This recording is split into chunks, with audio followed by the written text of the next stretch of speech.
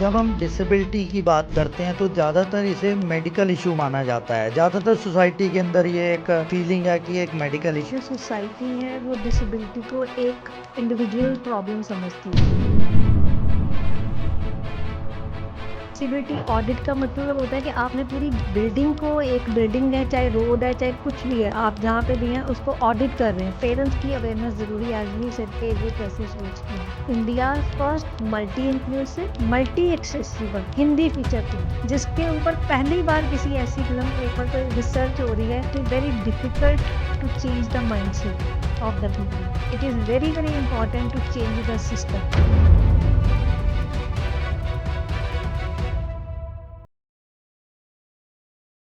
Theory की बात सब करते हैं, लेकिन आज हम बात करेंगे प्रैक्टिसेस वर्सेस पॉलिसीज गैप की। Doctor Rimpy Arora, a distinguished academician, researcher and subject matter expert on accessibility, disability rights and inclusive development, Punjab university से पब्लिक एडमिनिस्ट्रेशन में doctorate and MPhil gold medalist होने के बाद उन्होंने फोकस किया गवर्नेंस एंड इंस्टीट्यूशनल रिफॉर्म्स के ऊपर।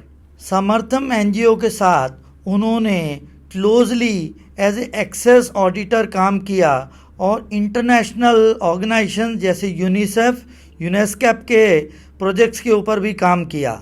India's first multi accessibility film Rab Di आवाज़ में उन्होंने सब्जेक्ट मैटर एक्सपर्ट के ऊपर रिसर्च की और बहुत सारे ऐसे डीप इनपुट्स दिए जो बहुत वैल्यूबल हैं। एनसीपी ईडीपी के एम्फसिस यूनिवर्सल डिजाइन अवार्ड 2025 से सम्मानित रिम्पी मानती हैं कि एक्सेसिबिलिटी आफ्टर थॉट नहीं है, बेसिक डीएनए है। इस एपिसोड में हम लर्न करेंगे कि एक्सेसिबिलिटी ऑडिट्स क्या होते हैं, यूनिवर्सल डिज़ाइन क्या होता है। साथ साथ में हम ये जानेंगे कि यूनिवर्सिटीज़ के अंदर इंक्लूजन और एक्सेसिबिलिटीज़ के क्या गैप्स हैं। अगर आप एक डिसेबल स्टूडेंट हैं तो यूनिवर्सिटीज़ के अंदर आपके लिए एज ए इंक्लूसिव एजुकेशन क्या क्या पॉसिबिलिटीज़ हैं, क्या क्या फैसिलिटीज़ हैं। क्या यूनिवर्सिटीज़ फैकल्टी एक डिसेबल स्टूडेंट को हैंडल करने के लिए तैयार है। हम और भी बात करेंगे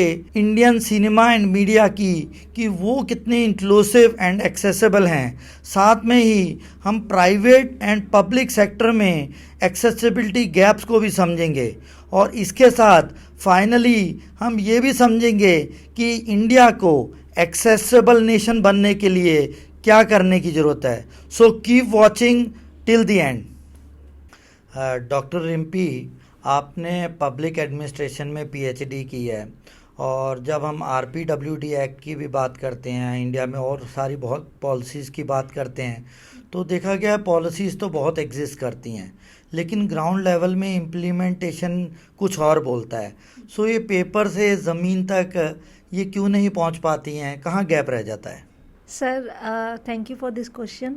Sir, as a public administrator, I know that कि implementation is the gap, जो सबसे बड़ा important gap है। इसमें reason ये है कि हमारी जो governance है that is fragmented। जैसे सेंटर में अलग गवर्नमेंट है, स्टेट में अलग गवर्नमेंट है, लोकल पे अलग गवर्नमेंट है, तो इनमें कोऑर्डिनेशन नहीं है। That is the second aspect, lack of coordination with the different departments.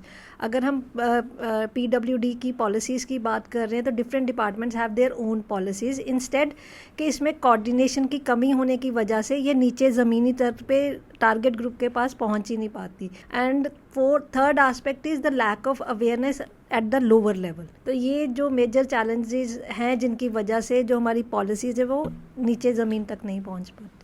जब आपने बात की कि स्टेट और सेंट्रल गवर्नमेंट की डिफरेंट पॉलिसीज़ हैं but again guidelines are centralizedly control, whereas हम पैरेलली जब दूसरे डिपार्टमेंट्स की बात करते हैं, maybe finance, maybe health care और maybe other, maybe farming, so वहाँ पे भी तो सिमिलर सिचुएशंस हैं जहाँ पे सेंट्रल गवर्नमेंट एक सेंट्रल बॉडी है, स्टेट गवर्नमेंट इम्प्लीमेंटिंग बॉडी है, तो वहाँ पे इतना बड़ा गैप नहीं है। बट यहाँ पे डिसेबिलिटी राइट्स के साथ इतना बड़ा गैप क्यों? सर गैप, वो जो पॉलिसी हैं वो सेंटर कोऑर्डिनेटेड पॉलिसीज़ आएंगी, वो एक पर्टिकुलर एस्पेक्ट के ऊपर आएंगी। जब हम डिसेबिलिटी की बात कर रहे हैं, जो कोऑर्डिनेशंस जो है वो अकाउंटेबिलिटी का मैकेनिज्म है वो भी लो है अमंग द डिफरेंट डिपार्टमेंट्स, कि कौन अकाउंटेबल है for the implementation of this policy. जैसे अगर आप लोकल लेवल पे जाएंगे तो वो कहेंगे जी ये ना उस डिपार्टमेंट का काम है, आप वहाँ जाइए, ये मेरे से नहीं होगा, ये उस डिपार्टमेंट का, ये वो ऑफिसर उसको देख रहा है। तो this is the biggest challenge for the low implementation at the lowest level.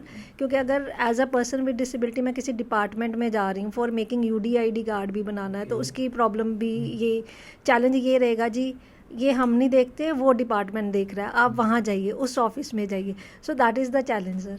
तो जहाँ पे कोई एक्ट ये डिफाइन करता है कि क्या होना चाहिए, तो आपका कहना है कि अभी सबसे बड़ा गैप यह है कि वहाँ पे अकाउंटेबिलिटी डिफाइन नहीं है। सर अकाउंटेबिलिटी डिफाइन नहीं है, वो एक प्रॉपर मैकेनिज्म नहीं है उसमें। हर स्टेट के अंदर पीपल विद डिसेबिलिटी के लिए कमिश्नर भी है, डिपार्टमेंट भी हैं, तो वो चीज़ें डिफाइन तो हैं, फिर क्यों ऐसा बोला जा रहा है कि अकाउंटेबिलिटी नहीं है? सर मैं एग्जांपल दे के समझाना please। चाहूँगी इस चीज़ को।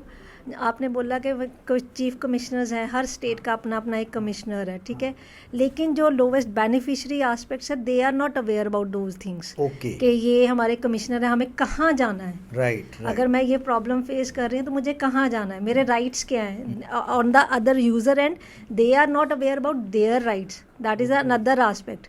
तो उनके पास अगर जो हमारे सीट्स पे बैठे हुए हैं उनका काम है ऑफिस में बैठ, उनके पास वो चीज़ें आएंगी तभी वो आगे एक्शन लेंगे। But the problem is action तब होगा जब उनको खुद को भी उन रूल्स के बारे में पता है। There are many chief commissioner जिनके पास, sorry I am highlighting this, कि कुछ ऐसे कमिश्नर्स भी उस सीट पे बैठे हुए हैं, commissioner for person with disability, they do have less information regarding persons with disability. जब हम डिसेबिलिटी की बात करते हैं तो ज़्यादातर इसे मेडिकल इशू माना जाता है, ज़्यादातर सोसाइटी के अंदर ये एक फीलिंग है कि एक मेडिकल इशू है, वेरज अगर हम इसे डीप लेवल में देखें तो शायद ये एक्सेसिबिलिटी का, शायद ये इंक्लूजन का मैटर है। So what's your thought on this? I sir totally agree. जो सोसाइटी है वो डिसेबिलिटी को एक इंडिविजुअल प्रॉब्लम समझती है, तो लेकिन ये इंडिविजुअल प्रॉब्लम नहीं है, ये सोसाइटल प्रॉब्लम है that has been created due to the lack of infrastructure और इन्वायरमेंट, बिल्ट इन्वायरमेंट जो हमारा नहीं है इंडिया में। अगर हम बात कर रहे हैं तो सोसाइटी उसको एज अ इंडिविजुअल प्रॉब्लम देखती है, मेडिकल इशू देखती है, ये पर्सन की प्रॉब्लम है, लेकिन ये सोसाइटी की प्रॉब्लम है that we are not getting mainstream into the society. Another example, जैसे हम इंफ्रास्ट्रक्चर की बात करते हैं, तो इंफ्रास्ट्रक्चर में अगर आपको फर्स्ट फ्लोर पे जाना है या सेकंड फ्लोर पे जाना है, ठीक है जी, वहाँ पे स्टेयर्स भी नहीं है, लिफ्ट भी नहीं है, आप कैसे जाओगे? Then you are also become disable. अगर डिसेबल लोगों को क्या चाहिए? They need that proper infrastructure, accessibility must be there. जो फिजिकल डिसेबिलिटी है उनको रैम्प की फैसिलिटी चाहिए, लिफ्ट फैसिलिटी चाहिए। जो विजुअल इम्पेयरमेंट वाले हैं उनको ऑडियो की वो फैसिलिटी चाहिए कि हमें पता चल जाए कि हमने जाना कैसे, थ्रू ऑडियो। And जो hearing impaired candidates and they would go by looking at the signage. So all these are the things that makes the building accessible और जिसकी वजह से हमारे ये प्रॉब्लम आती है। तो क्या आप पॉलिसीज एंड गवर्नेंस का फेलियर मानती हैं? I do. एक्सप्लेन थोड़ा सा और बताइए। ये सर गवर्नेंस फेलियर ही है, ना कि ये पर्सन की प्रॉब्लम है। अगर गवर्नेंस इन चीज़ों को मैंडेटरी कर दे, इन्फोर्समेंट हमारा विद स्ट्रॉन्ग पॉलिसी इम्प्लीमेंट होता है, तो माइंडसेट लोगों का चेंज होगा और चेंज ऑटोमेटिकली आएगा। जस्ट लाइक अगर फॉर एग्जांपल अब चंडीगढ़ में अगर जब हम ट्रैवल करते हैं तो रेड लाइट आ गई तो एवरीवन स्टॉप्स देयर, तो ऐसा नहीं है कि क्रॉस करके निकल जाएंगे। उनको पता है कि अगर वो क्रॉस करेंगे तो वो they have to pay the fine, they have to pay the challan.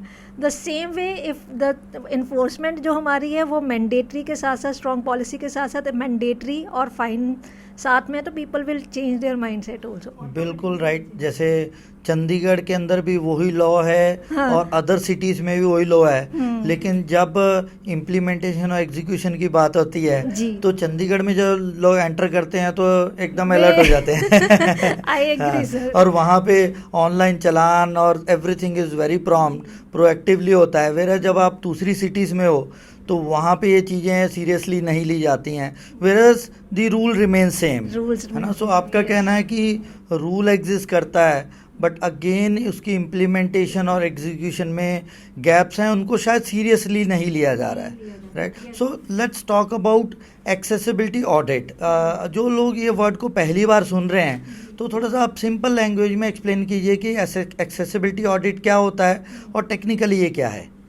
Sir अगर मैं सिंपल लैंग्वेज में बात करूं कि एक्सेसिबिलिटी ऑडिट क्या है, लोगों को लगता है कि एक्सेसिबिलिटी का मतलब है एक बिल्डिंग में रैम्प बना देना, दैट इज़ एक्सेसिबिलिटी, लिफ्ट लगा देना और वॉशरूम को एक्सेसिबल बना देना, but that is not accessibility for the person with disability for any one. क्योंकि अगर आप एक्सेसिबिलिटी ऑडिट का मतलब होता है कि आपने पूरी बिल्डिंग को, एक बिल्डिंग है चाहे रोड है चाहे कुछ भी है, आप जहाँ पे भी हैं उसको ऑडिट कर रहे हैं और उसके कुछ कंप्लायंस स्टैंडर्ड्स, सेट स्टैंडर्ड्स हैं by the government of India, guidelines बनी हुई हैं कि ये अगर आपने रैम्प बनाना है उसकी डायमेंशंस क्या होंगी। तो आपने देखा होगा लोगों को लगता है कि हमने रैम्प बना दिया है, that is sufficient, we have compliance with the rule, but the problem is वो रैम्प अगर स्टीप है, जो स्टैंडर्ड सेट के अकॉर्डिंगली नहीं बना, तो प्रॉब्लम वहाँ पे है, यूज़र फ्रेंडली नहीं बना रहे वो कंप्लायंस स्टैंडर्ड, तो कंप्लायंस स्टैंडर्ड भी नहीं है यहाँ पे, ये तो प्रॉब्लम। इसके स्कोप क्या है, एक्सेसिबिलिटी ऑडिट का स्कोप सर क्या होता है? इसमें पूरी बिल्डिंग का इंफ्रास्ट्रक्चर का एक्सेस ऑडिट होता है, प्रॉपर ऑडिट किया जाता है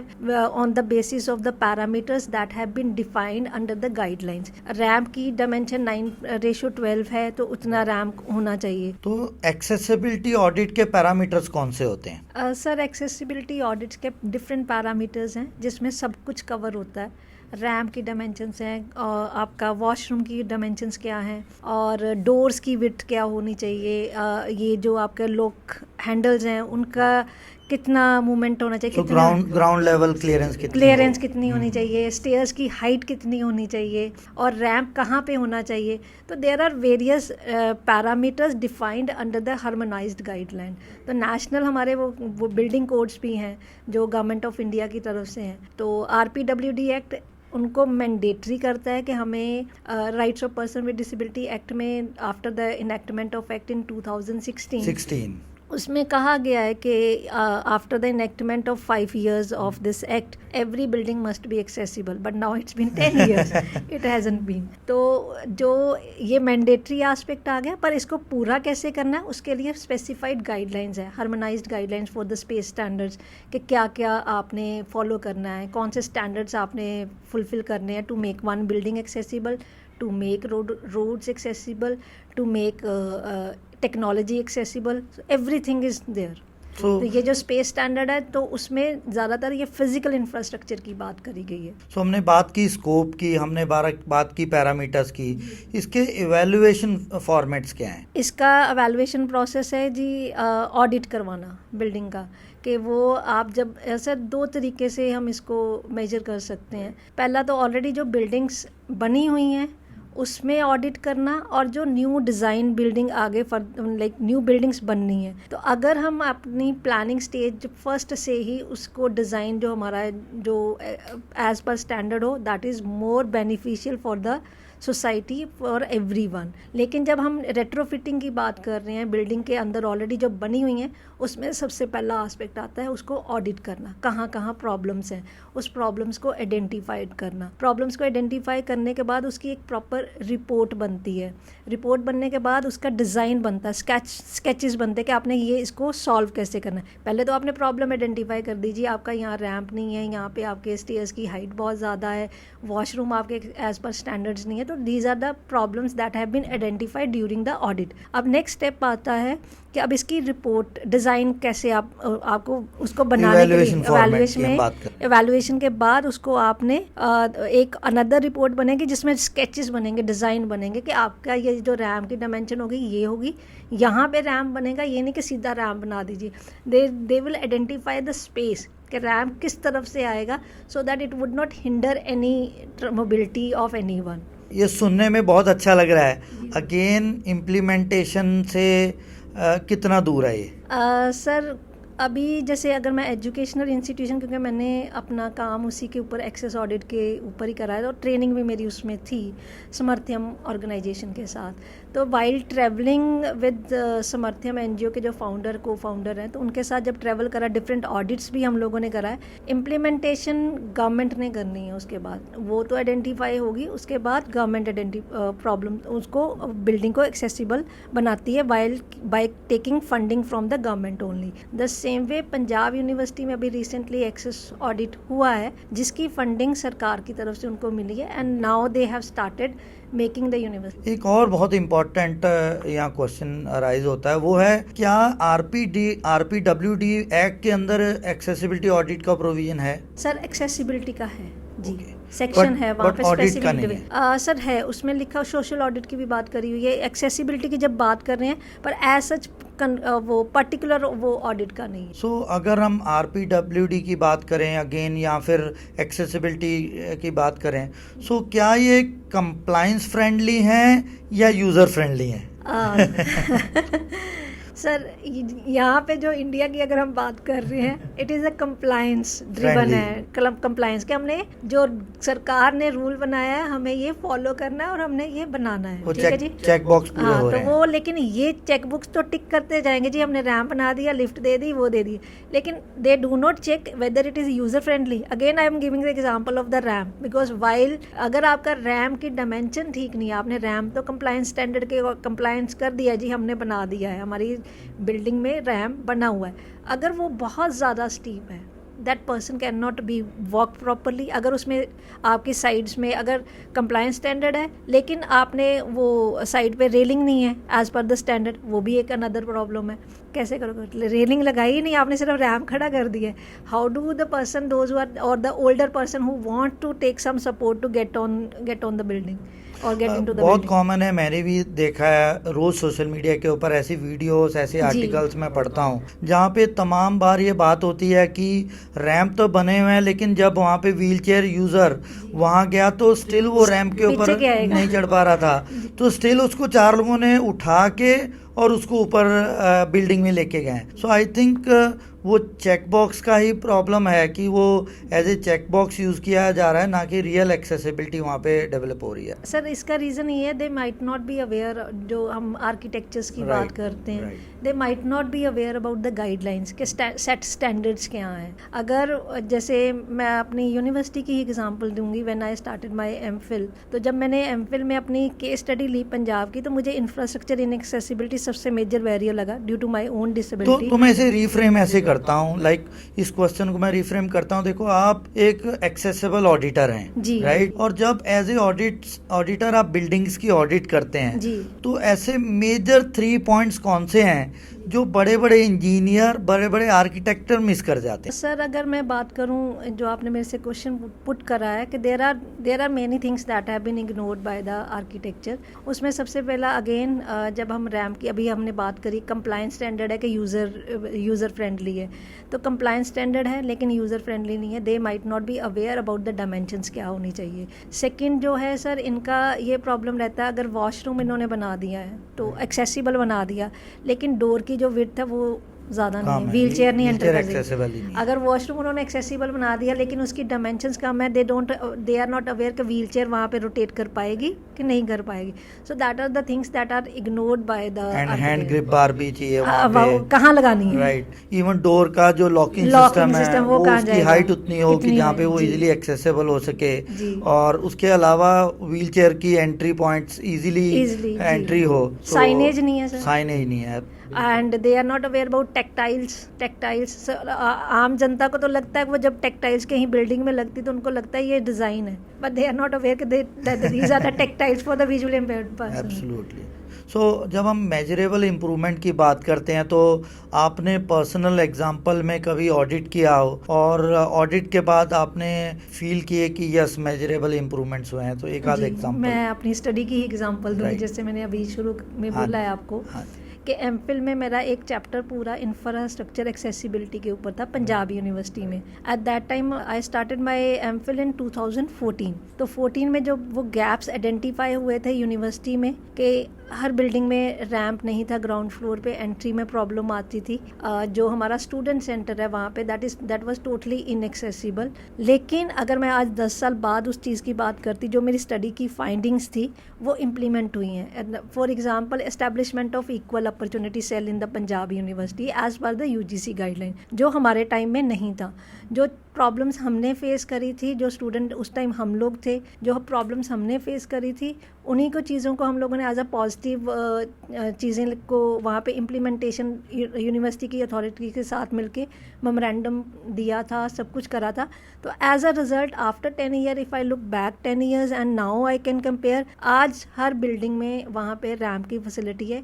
और सबसे इम्पॉर्टेंट बात है, जो मेरी स्टडी है उसी की वजह से आगे फर्दर पूरी यूनिवर्सिटी का एक्सेस ऑडिट हुआ है by the third party, that is a Samarthyam NGO, and with that audit we are able to take the grant from the government of India under the SIPDA scheme. This is the scheme for implementation of this person with disability act के लिए। तो different fundings हैं for making any institution accessible. So audit report भी बन जाती है, आपने audit कर लिया, ऑडिट रिपोर्ट भी बन गई।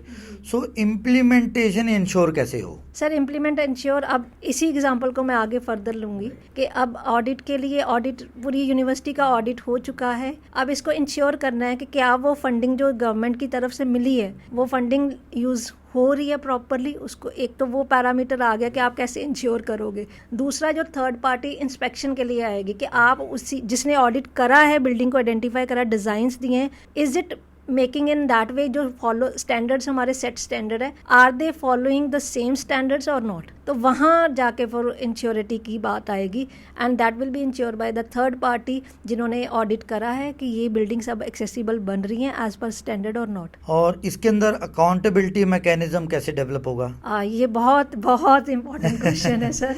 अगेन अकाउंटेबिलिटी में सबसे बात इम्पॉर्टेंट आती है how to use that money, right. And for that I personally believe कि जो अच्छे बंदे हैं ना वो कमेटी में होने चाहिए।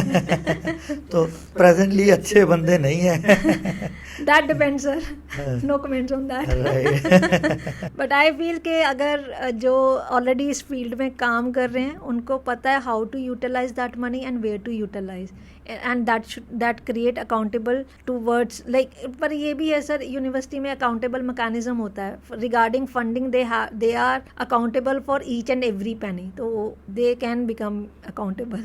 सो आपने बोला कि अकाउंटेबिलिटी मैकेनिज्म में ऐसे स्टेक होल्डर्स होने चाहिए जो खुद अवेयर हों regarding the act, regarding the user experience, और साथ साथ में कि एग्जैक्टली गैप्स कहाँ हैं और उसका रियल एप्लीकेशन कैसे यूज़र को बेनिफिट मिल सके। जी सर, राइट। सो हम बात कर रहे थे यूनिवर्सल डिज़ाइन की, तो इसके बारे में थोड़ा सा बताइए क्या होता है। जो इस टर्म को पहली बार कोई पर्सन सुन रहा है तो वो इसको क्या समझेगा?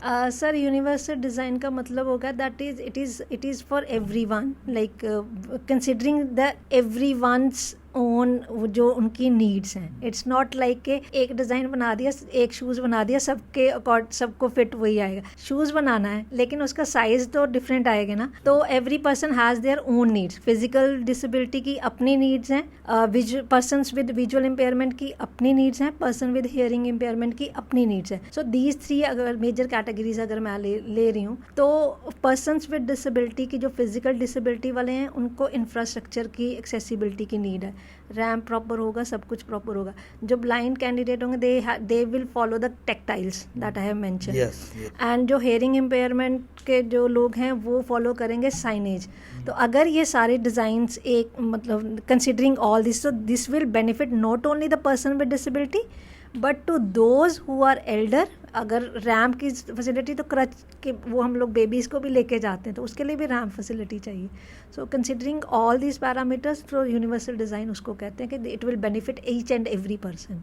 And still, why institutions are not able to implement it on a ground level? Okay, another difficult यही तो सर सबसे बड़ी हिंड्रेंस है कि वो ग्राउंड लेवल तक वो क्यों नहीं कर पा रहे हैं. Again the major reason is that they are lack awareness, उनमें कम है. हमारा जो इन्फोर्समेंट है वो बहुत वीक है और मॉनिटरिंग एवेलुएशन नहीं है. अगर हम एजुकेशनल इंस्टीट्यूशन की बात करें, यूनिवर्सिटी की तरफ से, यूजीसी की तरफ से अगर गाइडलाइंस जाती हैं that you have to make your institution accessible, everything is there. और यूजीसी की तरफ से हायर एजुकेशन को गाइडलाइंस आती हैं कि आपको ये बनाना है, ये फैसिलिटीज़ अवेलेबल हैं कि नहीं अवेलेबल है. द प्रॉब्लम इज़ जो इन्फोर्समेंट है, जो मैंने पहले भी ये पॉइंट उठाया कि हमारी इन्फोर्समेंट वीक है. और इनको अगर हम इंस्टीट्यूशंस को मैंडेटरी कर दें with funding and with ranking, although it is facilities there, NAAC के अंडर, NIRF के अंडर हमारे यहाँ इंस्टीट्यूशंस की रैंकिंग होती है कि नैक के अंडर ये यूनिवर्सिटी 5 स्टार है, 3 स्टार है, 4 स्टार है, दैट इज़ देयर. बट अगर आप उनके कॉलम्स को चेक करेंगे तो पर्सन विद डिसेबिलिटी की जब हम बात कर रहे हैं उसमें सिर्फ एक कॉलम है कि 2 कॉलम है. So that is the weakest point. They do not take it के टॉयलेट्स बनी हुई हैं जी, बनी हुई, टिक लगा दो, बनी हुई हैं, रैम्प्स बने हुए हैं, टिक लगा दो. But how do you measure that accessibility? आप उसके बेसिस पे आप कैसे रैंकिंग दे सकते हो? तो अगर मैं इसे समराइज करना चाहूँ तो हम कुछ ऐसा बोल सकते हैं कि लॉस रेगुलेशंस एग्जिस्ट करते हैं, लेकिन उनके ऑडिट्स होने ज़रूरी हैं. ऑडिट्स होने के साथ साथ उसकी रिपोर्ट्स बने, उसके मेजरेबल पॉइंट्स बने, उसके एग्जैक्ट इम्प्लीमेंटेबल पॉइंट्स बने. और इम्प्लीमेंटेशन होने के बाद भी अगेन ऑडिट्स आर इम्पॉर्टेंट. और वो डिज़ाइन के अंदर स्टेक होल्डर्स जिनको रियल नॉलेज है डिसेबिलिटी स्पेस की, वो लोग इंक्लूडेड हों. और इम्प्लीमेंटेशन होने के बाद भी रेगुलर बेसिस में उनके चेक्स एंड बैलेंसेस हों, तभी शायद हम वो एग्जैक्ट डिज़ाइन लेवल में इम्प्लीमेंटेशन की बात कर सकेंगे. और वो डिज़ाइन ऐसा हो जो हर किसी के लिए एक्सेसिबल हो.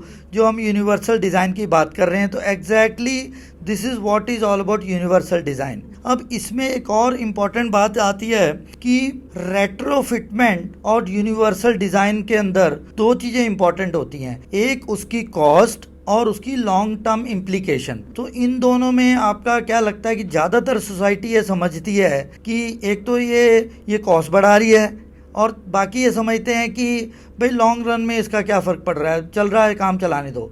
So what do you feel about this? Sir आपने बोला लॉन्ग टर्म में क्या, कितना इनको फ़ायदा हो, बट दे डोंट नो उनके साथ क्या हो सकता है लॉन्ग टर्म में. वो क्या हो सकता है बताइए. Anyways I go for this. अगर तो न्यू बिल्डिंग है तो आप ये लॉन्ग टर्म इन्वेस्टमेंट को लेके चलेंगे, because it will going to benefit each and every one. You never know कि आपके साथ कल को क्या हो सकता है. कल को आपको भी प्रॉब्लम आ सकती है चलने में, या कुछ भी हो सकता है. तो अगर आपका डिज़ाइन फर्स्ट स्टेज पे है तो that is the long term investment. जब हम बिल्डिंग्स की बात करें जो ऑलरेडी एग्जिस्ट है, नेचुरली द पीपल फील के सब कुछ खत्म करके दोबारा बिल्डिंग नहीं खड़ी कर सकते, इसलिए रेट्रोफिटिंग का एक एस्पेक्ट है. That is the short term, but it is just like a pressure on them कि they have to make it. अगर हम बात करते हैं हेरिटेज बिल्डिंग्स की, we are not allowed to make any changes, but now there are some process जिसमें government allow कर रही है कि किस तरीके without damaging the heritage properties we can make some changes in it. So अगर हम अगेन यूनिवर्सल डिज़ाइन की बात करें या एक्सेसिबिलिटी की बात करें, तो ज़्यादातर लोग समझते हैं कि रैंप लग गया व्हील चेयर के लिए है. So as a policy expert आपको क्या लगता है कि क्यों ये एक बुजुर्ग से लेके बच्चों तक कैसे इम्प्लीमेंट हो सकता है सबके लिए? जी सर, ये अगेन वही बात है कि लोगों को ये लगता है कि ये सिर्फ उनके लिए, डिसेबल लोगों के लिए रैम्प बना है. लेकिन जब वो अपने मदर या अपने फादर जो बुज़ुर्ग हैं जिनसे जो चल नहीं सकते, जब बच्चा अपनी उसमें आ रहा है, तो तब भी तो वो रैम्प फैसिलिटी यूज़ होगी ना उनके लिए. They have to think about कि हम जो भी आज इन्वेस्ट कर रहे हैं, this is not for the short term, it is the cost effective and it is going to give the benefit to all everyone in long term also. बात करेंगे यूनिवर्सिटीज़ की, हायर एजुकेशन की. आपने बोला कि आपका उस तरह स्पेशलाइजेशन भी है, बहुत सारी आपने स्टडीज़ की हैं, एक्टिवली आप इन्वॉल्व भी हो. तो जब हायर एजुकेशन की बात करते हैं तो वहाँ पे एक्सेसिबिलिटी के कौन कौन से गैप्स बहुत कॉमन है? सर अगेन उसमें जब हम नीचे से लेके ऊपर तक की एजुकेशन में जाना है, सबसे बड़ा इम्पॉर्टेंट है वहाँ पे बच्चों को मतलब एडमिशन लेना, वो सबसे बड़ा गैप है। थोड़ा एक्सप्लेन कीजिए सर जैसे 10th तक तो बच्चा somehow able to manage to +2 तक वो करके चला गया, लेकिन जब हायर एजुकेशन की बात आती है, जो नंबर है, जो स्कूल लेवल तक जो नंबर है, जो डाटा है वो ज़्यादा है। When they able to finish their +2, higher education में हार्डली 0.1% जो है वो able to reach at the higher education level. So ये गैप जो जब मैंने अपनी स्टडी करी तो उसमें से काफ़ी फैक्टर्स जो थे वो आइडेंटिफाई हुए हैं। कौन कौन से फैक्टर्स हैं थोड़ा बताइए। सर उसमें जैसे सबसे पहला इम्पॉर्टेंट फैक्टर आएगा +2 के बाद पेरेंट्स जो हैं दे प्रेफर कि उनके बच्चे को एम्प्लॉयमेंट मिल जाए, तो लड़कों के लिए वो एम्प्लॉयमेंट ढूंढते हैं, लड़कियों को फिर भी वो आगे हायर एजुकेशन के लिए एडमिशन दे देते हैं। दूसरे जो था फैक्टर था कि दे डोंट नो कि कौन सी यूनिवर्सिटी कौन से कॉलेज में एडमिशन लेनी है, क्या मेरे बच्चे को कॉलेज में एडमिशन मिलेगी कि नहीं मिलेगी। एग्जाम्पल देती हूँ, लास्ट टू लास्ट ईयर की बात है क्योंकि ऐसे केसेस आते रहते हैं। तो वन गर्ल फ्रॉम लुधियाना जिन्होंने एडमिशन ली थी यहीं पे गवर्नमेंट कॉलेज में लेनी थी, तो I don't mention the name of the college और एनी डिपार्टमेंट। उसमें क्या था कि बच्चे ने एडमिशन लेनी थी, लड़की ने एडमिशन लेनी, हर फादर अप्रोच्ड मी कि हमारे बच्ची ने एडमिशन लेनी है, लेकिन डिपार्टमेंट के जो HOD हैं वो हमें एडमिशन लेने से मना कर रहे हैं, मतलब दे आर डिनाइंग कि उसको नहीं, आप क्यों करने आ गए हो, and it is going to waste one seat. So that really hurts me and I tried my best that and I convinced her parents also कि आप जाइए, वहाँ पे आपको कोई मना नहीं कर सकता, क्योंकि हमारा जो लॉ कहता है 5% रिजर्वेशन सीट्स हैं, तो she will get admission and they have to provide all the facilities, all accommodation, whatever she needs to complete her graduation. But the problem was harassment was so, her father stepped back and he said literally that touched me, that he said madam आपने बहुत कोशिश करी है, पर problem ये है कि मेरी बेटी अगर वहाँ पे चले जाती है, क्लास में बैठती है, तो अगर प्रोफेसर उनको देखेंगे नहीं, सुनेंगे नहीं, उनको लगता है कि इसने कुछ करना नहीं है, तो what will be the use. मेरी बेटी तो गई ना ग्रेजुएशन। तो आपको नहीं लगता है कि इसमें as a individual, as a family still उनको वहाँ पे एडमिशन देनी चाहिए थी, बिकॉज स्ट्रगल किसी पॉइंट से तो स्टार्ट करना पड़ता है। Sir what step they have taken, they took her back and nearby college में admission दिला दी, and her father supported her in all her throughout the study. When she completed her graduation, her father called me again. Oh, अच्छा क्या बोला फिर उन्होंने? And he said, madam आज मेरी बेटी ने ग्रेजुएशन कंप्लीट कर ली है। So that is the way sir, parents का जो मोटिवेशन है, जो पेरेंट्स की सपोर्ट है ना, that is very very important in case of not only with the girls with disability but boys with disability also. जो फैमिली सपोर्ट है ना, जो निट है हमारे इंडिया का, वो बहुत इंपॉर्टेंट है। तो आपने समर्थन NGO के साथ काम किया है जी, तो उस एक्सपीरियंस के बारे में थोड़ा शॉर्ट। सर उसमें मैंने 5 मंथ्स मैम के साथ काम कर रहा है, मिस अंजलि अग्रवाल। तो उनके साथ मैंने डिफरेंट स्टेट में ट्रैवल करा था, ऑडिट करे हैं हम लोगों ने, चेन्नई में करा है, राजस्थान में करा था, तो एक और स्टेट में हम लोग गए। तो जब डिफरेंट बिल्डिंग्स, गवर्नमेंट बिल्डिंग्स को हमने ऑडिट करा है, उसके बाद रिपोर्ट्स प्रिपेयर करी गई हैं and that reports have been submitted. तो later on what is the status, because I left that job, I am not aware, but again I am in touch with this present जो Punjab university में काम चल रहा है, तो I am aware about that. So standards की बात हो रही है, तो ग्लोबल स्टैंडर्ड्स और इंडियन स्टैंडर्ड्स में कितना गैप है और इंडिया कहाँ स्टैंड करता है वहाँ? सर इंडिया की जब बात कर रहे हैं, इंडिया इसको as a add on feature समझता है कि हमें एक्सेसिबिलिटी कंप्लायंट करना है, लेकिन ग्लोबल स्टैंडर्ड की बात करें तो global standard they think that it is already integrated in the system, कि अगर आप यूनिवर्सिटी किसी इंस्टीट्यूशन में जा रहे हो, I went to the Singapore university also, that it was very accessible. Even in India also there are university that are accessible. IIM Bangalore is very accessible, so that is there. बहुत बड़ी बात बोल रहे हैं कि इंडिया से compliance मानता है, whereas user experience global standards में बेटर है। हाँ, यस सर। तो आपको नहीं लगता कि इंडिया पीछे रह रहा है? सर इंडिया मैं ये नहीं कहूँगी पीछे रह रहा है. India is evolving with time and hope so one day the changes will happen. It is happening, the changes are happening and it will continue. आपने पंजाब यूनिवर्सिटी में इक्वल अपॉर्चुनिटीज सेल डेवलपमेंट में काफ़ी हेल्प की है, तो क्या सिर्फ inclusion के नाम पे कोटा तक सीमित नहीं रह गए हैं हम लोग? सर जो इक्वल अपॉर्चुनिटी सेल की बात हम कर रहे हैं, it is a proper office, student support system और person with disability support system. तो जब हम कोटा की बात कर रहे हैं, that is the as per the government act, जो हमारा RPWD एक्ट है 2016, उसके अंडर हमें 5% जो है हमारी रिजर्वेशन है.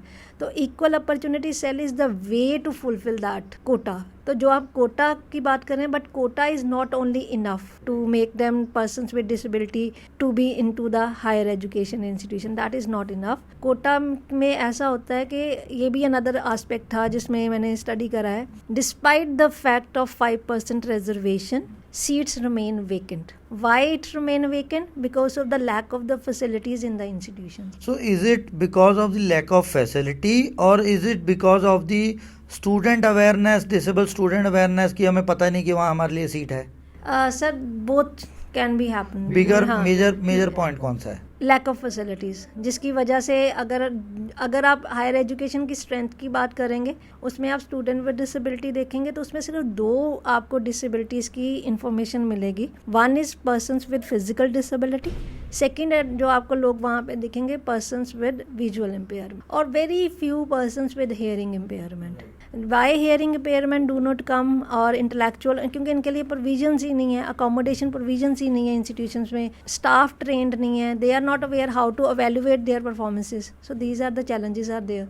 That's why they are not able to reach at the higher education. So higher education system के अंदर आपने बोला इंफ्रास्ट्रक्चर रेडी नहीं है, तो क्या हम डिसेबल स्टूडेंट्स को एक्सक्लूड कर रहे हैं? सर हम एक्सक्लूड नहीं कर रहे. प्रॉब्लम ये है कि जो इंस्टीट्यूशंस हैं वो इंटेंशनली, मैं कहूँगी कि इंटेंशनली एक्सक्लूड कर रहे हैं, but it is already there in the system. It is already in the system, that's why they are not able. क्योंकि अगर किसी भी इंस्टीट्यूशन में आप जा रहे हो, there is no facilities for the PWDs. Students के लिए फैसिलिटीज़ ही नहीं है. आपने थोड़ी देर पहले भी एक स्टूडेंट के एग्जांपल दे के भी बताया कि जो हायर एजुकेशन इंस्टीट्यूट्स हैं उनमें तो गैप है, वेयरएज पेरेंट्स भी समझते हैं कि मेन स्ट्रीम कॉलेजेस या यूनिवर्सिटीज़ में उनके बच्चे शायद नहीं चल पाएंगे. तो ये नज़रिया उनका सही है कि गलत है? सर नज़रिया ये है कि अब मेरा एक इम्पॉर्टेंट आस्पेक्ट रह गया जो मैंने मेंशन नहीं करा आपको, जो पेरेंट्स में जो वरीनेस है. जैसे मैंने आपको एक लड़की की एग्जांपल दी है, specially for the girls with disability. उसमें एक फैक्टर ये भी है कि पेरेंट्स को डर लगता है अपनी लड़कियों को हायर एजुकेशन में भेजने के लिए. अगर ब्लाइंड है, दे फील के आज के टाइम में लड़की को वहाँ भेजना, हमारे बच्चे को वहाँ भेजना, and they are very protective. Another reason is they are very protective for their child. इसके रिलेटेड मैं एग्जांपल दूंगी कि जो पेरेंट्स हैं उनको भी अवेयरनेस की बहुत ज़्यादा ज़रूरत है, क्योंकि आज के टाइम में ऐसे बच्चे भी घर पे अभी भी बैठे हुए हैं जो 30-30 साल के हैं, उनको कुछ नहीं पता है. And that is the problem. हमारा रोटरेक पॉजिटिविटी में हमारा एक प्रोजेक्ट चला था निरावन. तो उसमें क्या था, we brought all those children जो घर पे बैठे हुए हैं, उन पेरेंट्स की काउंसलिंग करी गई, बच्चों को आशा किरण में डाला गया. तो ये एक अनदर फैक्टर जो मैं आपको हाईलाइट करना चाह रही थी कि पेरेंट्स की अवेयरनेस ज़रूरी है, एज यू सेड कि वो कैसे सोचते हैं, उसके लिए बहुत ज़रूरी है. So parents are not aware about के फैसिलिटीज़ क्या हैं, जहाँ कोटा है कि नहीं है, उनको नहीं पता. सो थोड़ा सा और एक्सप्लेन कीजिए कि एक डिसेबल स्टूडेंट के इंस्टीट्यूशनल राइट्स क्या है एजुकेशन में? सर सबसे इम्पॉर्टेंट इंस्टीट्यूशनल राइट्स है, दे शुड नो कि हमारी 5% रिजर्वेशन के अंडर हमारी एडमिशन होती है. Nobody can deny that. This is the first. Second, RPWD act के अंडर ही we can demand our reasonable accommodation. जो हमारी ज़रूरतें हैं, they have to provide. They cannot deny. And the third is the examination facilities there to provide the scribe for visual impairment. और it's not about visual persons with visual impairment. Scribe अब RPWD के act के accordingly कोई भी scribe की facility avail कर सकता है. दोज हु आर फेसिंग, जैसे उनकी स्पीड कम है राइटिंग में, जहाँ they need some scribe help, तो that will be provided to them if the student ask for that कि मुझे स्क्राइब चाहिए, दे कैन नॉट डिनाई। तो हमने बात कर ली इंस्टीट्यूशंस की एक्सेसिबिलिटी की, क्या होना चाहिए क्या नहीं है, गैप समझ आ रहे हैं। उसके साथ साथ फैमिलीज को क्या पता होना चाहिए, वो उससे किस तरह का नजरिया रखना चाहिए, और साथ साथ में स्टूडेंट्स के राइट्स, इंस्टीट्यूशनल राइट्स क्या हैं। एक और बहुत इंपॉर्टेंट एस्पेक्ट है वो है फैकल्टी ट्रेनिंग, वो कितनी क्रिटिकल है? सर ये जो फैकल्टी की बात कर रही हूँ, it is very very important, क्योंकि they are the backbone of the education system. अगर फैकल्टी ट्रेंड नहीं है, they will not able to solve the problems of PWD. They are not aware, they are not trained in that way, so capacity building is very very important for them. So क्या faculty inclusion के लिए prepare हैं? Sir, they feel that they have more burden if they include any person with disability in there. क्या really ये सच है कि वो ऐसा फील करते हैं? Sir, that varies from person to person. Majority क्या सोचते हैं? मेजॉरिटी में सर ये जो कुछ यूनिवर्सिटीज़ में ऐसा होता है कि कुछ लेवल तक, अगर मास्टर क्लास है, ग्रेजुएशन है, ग्रेजुएशन का सीन तो मैंने एग्जांपल आपको दे ही दिया कि दे आर नॉट रेडी, कि अगर उनकी क्लास में कोई पर्सन विद हियरिंग इम्पेयरमेंट आ रहा है, they are able to incorporate the persons who are having physical disability. They may, because उनको पता है क्लास में बैठेगा, they may incorporate the person with visual impairment, के बच्चों को बोल देंगे, नोट्स दे देंगे और हो जाएगा manage, but they are not prepared for the persons with intellectual disability. They don't know how to handle them. जबकि अगर हम फॉरेन कंट्रीज़ की बात करें, उनका काम बहुत ज़्यादा इंटेलेक्चुअल डिसेबिलिटी में चल रहा है। हमारे इंडिया में अभी इस लेवल तक काम नहीं चला, अभी तो वो तीसरी पे अभी पहुँचे हैं हियरिंग इम्पेयरमेंट की तरफ, लेकिन चौथी जो इंटेलेक्चुअल है और उसके अदर देन और भी डिसेबिलिटीज़ हैं, वो तो कंसिडरेशन में भी नहीं है। सो यूनिवर्सिटीज़ के इंक्लूजन की बात हो रही है, तो वहाँ पे as an expert implementation road map design क्या होना चाहिए? सबसे पहले सर उसके लिए एक audit, second internal policy must be compliance with right of person with disability act 2016, third is capacity building for teachers, fourth is student support system or the person with disability support system must be there in every institution, and the last is monitoring, that is very important. थोड़ा सा monitoring, क्योंकि ज़्यादा problem awareness और education level पे, तो monitoring level में कैसे better हो सकता है, बताइए। सर मॉनिटरिंग अगेन, जैसे मैंने आपको बताया कि इंस्टीट्यूशंस के लिए रैंकिंग और ये सब इंस्पेक्शंस होती हैं, नैक के अंडर होती हैं, NIRF के अंडर होती हैं। तो सर नैक और NIRF की जो रैंकिंग है, दैट इज़ द टूल। अगर वो मॉनिटर अच्छे तरीके से करते हैं, हर इंस्पेक्शन अपनी पूरी फुलफिल करते हैं, सिर्फ 2 या 3 पैरामीटर्स ना रखने की बजाय उनकी एक चेक लिस्ट हो कि ये फैसिलिटीज है कि नहीं है, अगर वो डायमेंशंस कवर होती हैं नैक और NIRF की रैंकिंग, तो प्रॉब्लम तो सारी फिर वो चेक लिस्ट वाली रह गई। सर वो प्रॉब्लम वही है ना कि जहाँ से हम शुरुआत करेंगे वहीं पे हम, it is a full circle. तो once we start from the one dot and we have to come back again. Follow up तो चलते रहेंगे, फॉलो अप चलेंगे तो तभी हम लोग इस चीज़ को फुलफिल कर पाएंगे, जो हमारा गोल है, मेन गोल है। तो आपने बहुत क्लोजली जो मल्टी एक्सेसिबिलिटी फिल्म है रब दी आवाज़, उसमें as a subject matter expert आपने काम किया है, तो उस एक्सपीरियंस के बारे में बताइए। जी सर, ये बहुत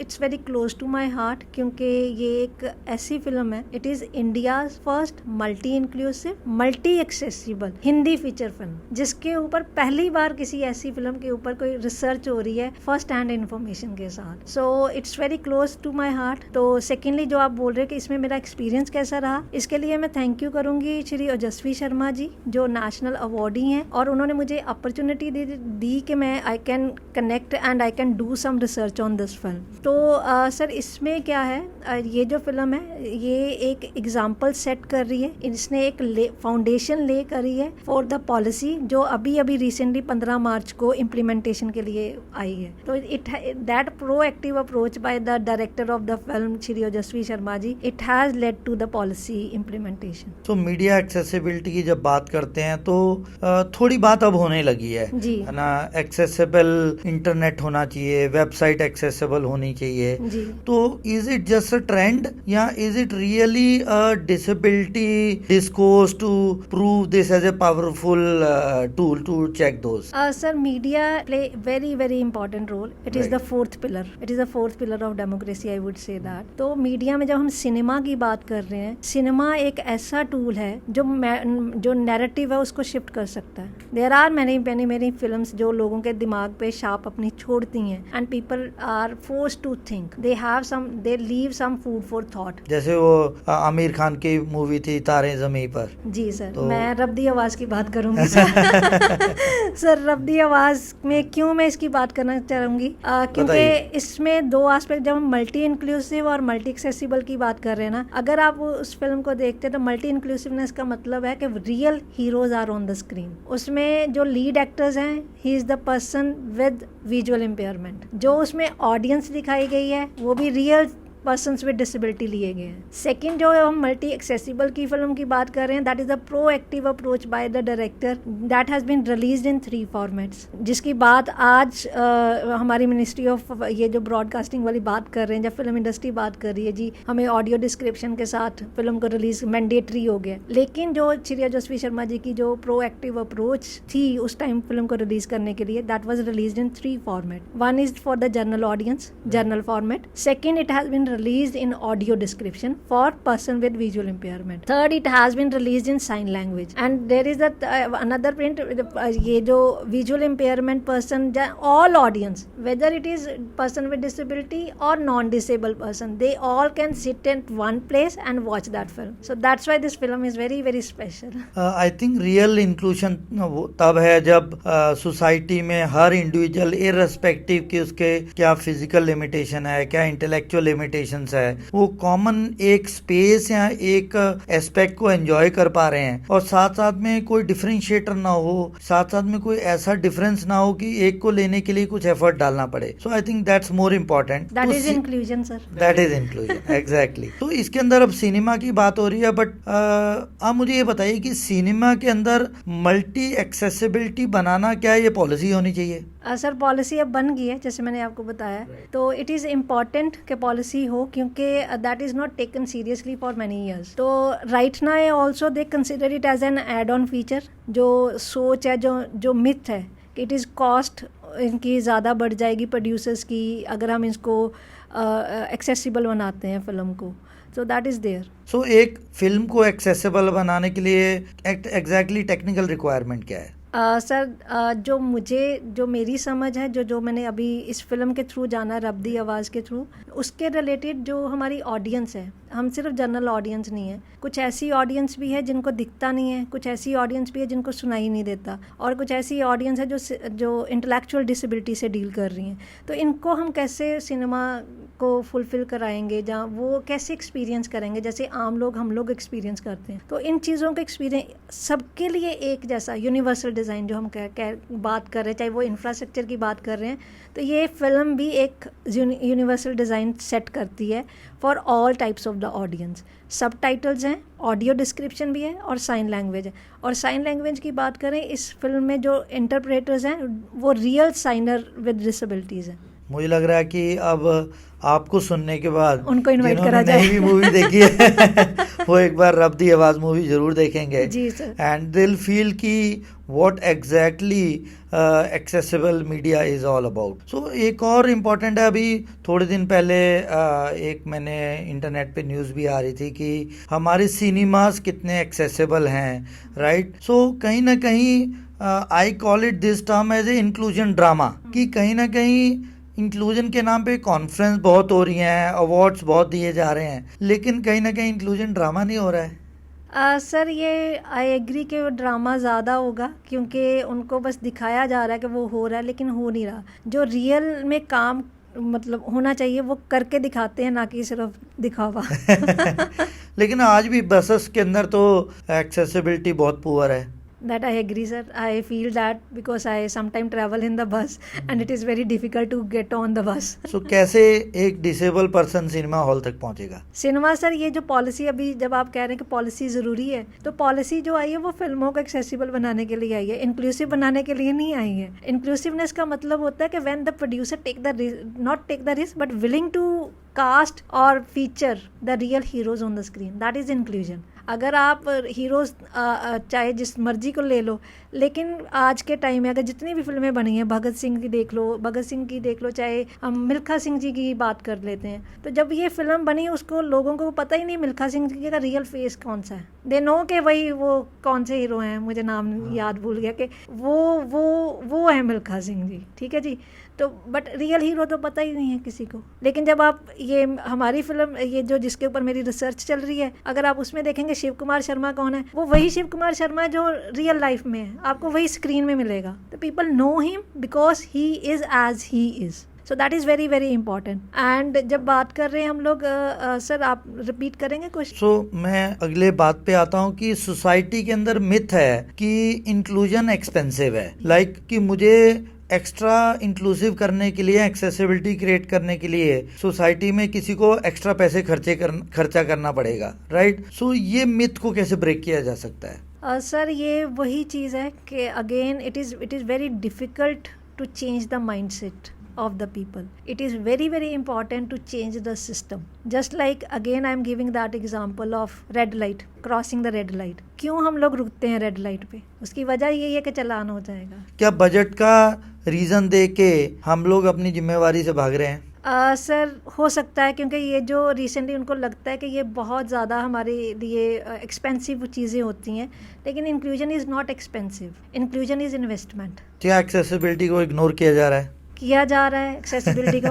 that can be somewhere sometime with very from person to person. एक और बहुत एक्सेसिबिलिटी इंक्लूजन के अंदर इम्पोर्टेंट है कि वुमेन एम्पावरमेंट, राइट? सो क्यों women empowerment is not equal for all? वहाँ पे डिसेबल्ड वुमेन क्यों इंक्लूडेड नहीं है? That is again sir, that is the myth about women with disability, that they are incapable enough, like they are incapable, not able to contribute. Or the second is the double discrimination because of the gender and because of the disability.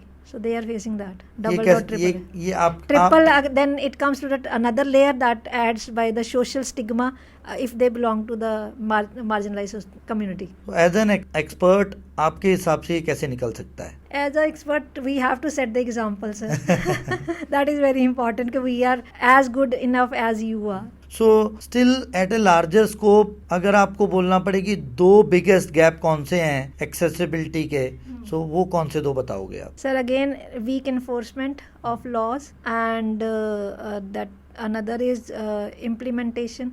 So is it governance, enforcement और awareness? तीनों में से एक choose करो। तीनों governance, अगर हमारी governance में कोऑर्डिनेशन अच्छा है, enforcement is with good policy and awareness is very very important another aspect by changing the system. आपने स्टार्टिंग में बात की थी कि स्टेट लेवल पे इम्प्लीमेंटेशन, सेंट्रल लेवल पे इम्प्लीमेंटेशन, सो वहाँ पे coordination is not that good. तो क्या आपको लगता है कि सेंट्रलाइज्ड सिस्टम होना चाहिए इसके इम्प्लीमेंटेशन का? सर ऑलरेडी सेंट्रलाइज्ड है हमारा system, but the problem is कि ये जो इनमें गैप्स है ना, कोऑर्डिनेशन गैप्स है, दैट इज देयर। उसको there should be some mechanism जिसमें हम लोग क्रिएट कर सके कि who is accountable for the implementation of this law. Yeah, setting up a centralized accessible monitoring body or a compliance body, क्या वो काम कर सकती है? कर सकती है सर, कर सकती है। Not centralize, I would say that can be start from that the lower level also.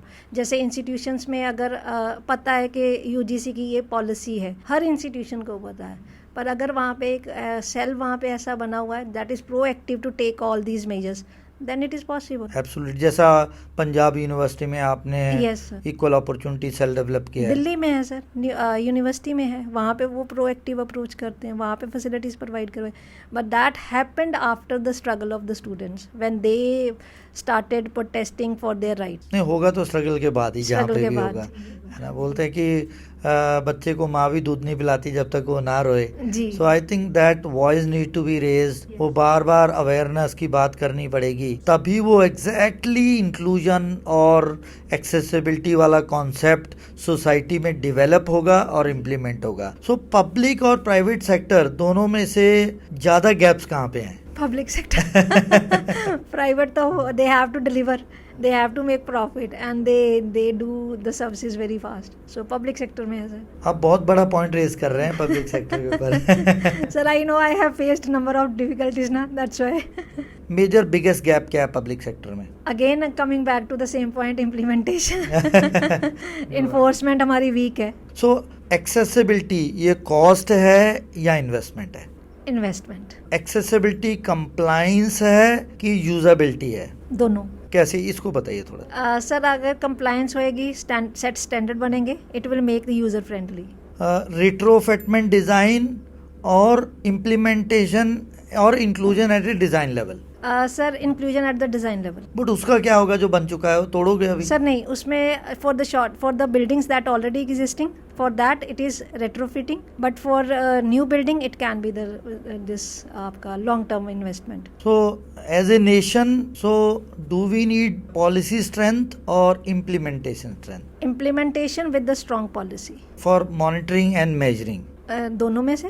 For like we already have a policy, good policy in place. Ji ji. So I think RPWD is a very progressive Yes. act in the entire globe, जो बहुत ही proactively is towards the disability space, but कहीं ना कहीं again the gaps are more towards the implementation. Awareness और enforcement दोनों में से ज़्यादा important क्या है? इन्फोर्समेंट। क्यों अवेयरनेस क्यों नहीं? इन्फोर्समेंट होगी तो अवेयरनेस ऑटोमेटिकली आ जाएगी। राइट। क्योंकि उनको पता है penalty is there, they have to follow the rules. The system, if system will change, people mindset will change. They need some kind of the harsh rules. Yes. But recently I was interacting with one of the state commissioner and उन्होंने बताया कि RPWD act के अंदर hard penalties हैं up to 5 lakh rupees, जहाँ पे somebody can deny a person with disability accessibility या उसके साथ कोई भेदभाव हो। और उन्होंने पर्सनली बताया कि उन्होंने ऐसे उन्होंने ऑर्डर्स भी पास किए और उनकी इम्प्लीमेंटेशन भी हुए। Right, user are not aware about it. Yes. They are not aware about the only limited section of the society, those who are working in this sector, they are aware about what is rights of person with disability act. That's why that is lack of awareness at the user end. जो जिसने गलती करनी है, sir देखिए हर field में अपना law है। I am not aware about any other field law. I may not be aware. So that is the problem. So lack of awareness तो रहेगा ही रहेगा, चाहे आप किसी भी कंटेक्स्ट में ले लो। So अगर आपको अपॉर्चुनिटी दी जाए एक नेशनल लेवल एक्सेसिबिलिटी स्ट्रेटजी बनाने के लिए, तो कौन सी 3 स्ट्रेटजी फॉर श्योर बनाओगे आप? सर सबसे पहले तो अपना वही जो हमारा जहाँ पे हम लैक कर रहे हैं, इन्फोर्समेंट, हमारी जो कोऑर्डिनेशन हो वो। सेकंड जो हमारा अपना होगा इन्फोर्समेंट, जो लॉज हैं that should be strongly implemented. Third aspect is that everything, ये जो फंडिंग है हमारी, that should be make it link with compliance standards and all that. और हायर एजुकेशन इंस्टीट्यूशन के लिए मिनिमम कंप्लायंस चेकलिस्ट क्या होनी चाहिए? मिनिमम में सर बहुत कुछ आता है, मिनिमम वो मिनिमम लाइन नहीं है। Right. Minimum infrastructure accessibility is the biggest term, जिसमें हम अगर इंफ्रास्ट्रक्चर ही बोल रहे हैं उसमें सब कवर हो जाएगा। फिजिकल इंफ्रास्ट्रक्चर भी कवर होता है, उसमें हमारा टेक्नोलॉजी इंफ्रास्ट्रक्चर भी कवर होता है, उसमें हमारा ये ट्रांसपोर्टेशन भी कवर होता है। तो इंफ्रास्ट्रक्चर एक्सेसिबिलिटी बोलूँगी मैं। आपकी टैगलाइन है turning policy into real inclusion. So अगर आपको एक दिन के लिए पावर दे दी जाए, सो सबसे पहले कौन सी चीजें आप इम्प्लीमेंट करना चाहोगे? सर सबसे पहले वही जो मैंने अभी आपको 3 नेशनल लेवल की वो प्रायोरिटीज़ बताई हैं, उसमें से एक प्रायोरिटी है, क्योंकि लोग सबसे इम्पॉर्टेंट जो एस्पेक्ट है वो है फाइनेंशियल एस्पेक्ट। अगर किसी को ग्रांट लेनी है, they have to fulfil the criteria. अगर आपके पास ये एलिजिबिलिटीज़ हैं, then you will get the grant. जब फाइनेंशियल की तरफ भागते हैं लोग, तो ऑटोमेटिकली वो अपने फुलफिल करेंगे सब चीज़ों को। और एज एन एक्सपर्ट, अगर हमें इंडिया को एक एक्सेसिबल नेशन बनाना है, तो सबसे बड़े चेंज की क्या जरूरत है? इज इट माइंडसेट और is it a system change? Sir it is the system change. This is what I feel, क्योंकि सिस्टम में जब चेंज आता है ना, तो लोगों का माइंडसेट अपने आप चेंज हो जाएगा। ये हमारी एक तरफ लोगों के में यही धारणा है कि हमें माइंडसेट चेंज करने की ज़रूरत है। माइंडसेट कभी ऐसे चेंज नहीं होगा, चाहे आप जो मर्जी कर लीजिए, जितनी मर्जी पॉलिसी ले आइए, जो मर्जी कर लीजिए, लेकिन जब माइंडसेट कब होगा? जब आपका सिस्टम आपको बोल रहा है कि आपने ये करना है। जब वो सिस्टम में आ गई चीज़, तो रिपीटेडली आप वो चीज़ को करते जाएंगे। तो जब रिपीटेडली आप वो चीज़ करेंगे, तो माइंडसेट ऑटोमेटिकली आपका चेंज हो जाएगा। 30 डेज़ के लिए अगर हम किसी चीज़ को प्रैक्टिस करते, तो वो हमारी हैबिट बन जाती है। तो अगर वो चीज़ सिस्टम में है, they know that they have to follow that will bring change. आपने बताया कि सिस्टम चेंज करना ज़्यादा ज़रूरी है, जी। तो आपको क्या लगता है कि सिस्टम जो चेंज करना है वो ज़्यादा ज़रूरी है कि अवेयरनेस ज़्यादा ज़रूरी है? सर सिस्टम अगेन मैं उसी पे आऊँगी, सॉरी मैंने वो कॉन्फ्लिक्ट हो गया। कोई बात नहीं। सिस्टम को ही जब आप चेंज करते हैं तो अवेयरनेस अपने आप आएगी लोगों में, वही मेरा सेम वही रहेगा। So last message for viewers कि एक्सेसिबिलिटी और इंक्लूजन कैसे बढ़ सकते हैं?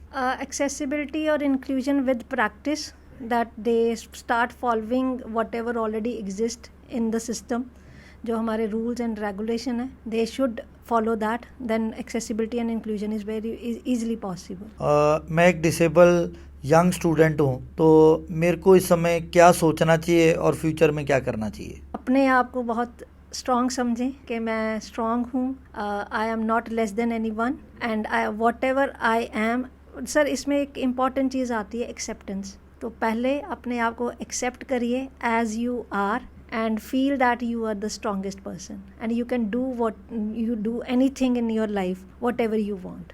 Thank you, Rimpi ji. It was great and pleasure meeting you, having your thoughts. और आपके थॉट्स बहुत डीप हैं. आई एम श्योर कि with your real world experience lot of people will learn, and जिनके अभी भी मन में ये है कि मेरे लिए कॉलेज में क्या है, यूनिवर्सिटी में क्या है, सो वो मिथ्स ब्रेक होंगे और we will have a better inclusive India, और अब वो बहुत दिन दूर नहीं है. Thank you sir, thank you so much, thank you.